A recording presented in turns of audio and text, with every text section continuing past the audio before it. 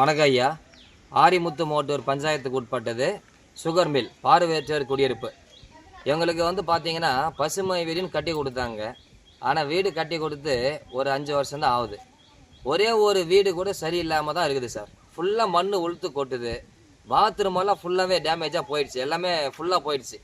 நாங்கள் எல்லாமே பார்வை இல்லாதவங்க தான். எத்தனை முறை வீடு பெருக்கி நாங்கள் மண் இல்லாமல் வர முடியுமா எப்படி? ஆனால் பாம்புங்க நடமாட்டம் அதிகமாக இருக்குது சார். ஒருத்தர் தலைமாலேயே ஒரு வீட்டு முன்னாடி இருக்கிற ஸ்லாப் விழுந்துச்சு. குழந்தை மேலே விழுந்திருக்கும். ஆனால் அந்த குழந்தை எப்படியாவது அதிர்ஷ்டவசமாக ஓரம் ஒதுங்கிடுச்சு. தலை மேலே விழுந்துருந்தா என்ன ஆயிருக்கும்? நாங்கள் பார்வை இல்லாதவங்க தான். ஆனால் இவங்களை அக்கறை இருக்குது கவர்மெண்ட்டு நல்லா சலுகை செய்கிறாங்கன்னு சொல்கிறாங்களே தவிர என்ன சலுகை இருக்குது, என்ன அக்கறை செலுத்துதுன்னு எனக்கு தெரியலைங்க. அது எப்படி தான் என்ன பண்ணுறாங்க? நாங்கள் நல்லது எப்படி இருக்கணும், பார்வை இல்லாதவங்களாம் இருக்கிறோம் எல்லாருமே.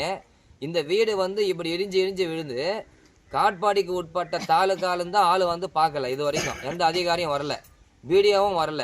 மண்டே பெட்டிஷன் கொடுத்து 17 நாள் ஆயிடுச்சு. 26/5/2025 மனு கொடுத்துருக்குறோம்.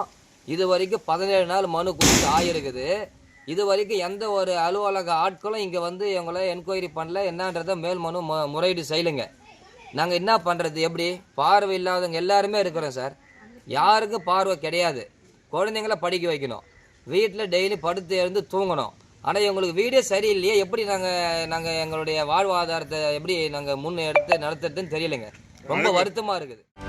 செய்திகளை உடனுக்குடனும் துல்லியமாகவும் தெரிந்து கொள்ள சப்ஸ்கிரைப் பண்ணுங்க.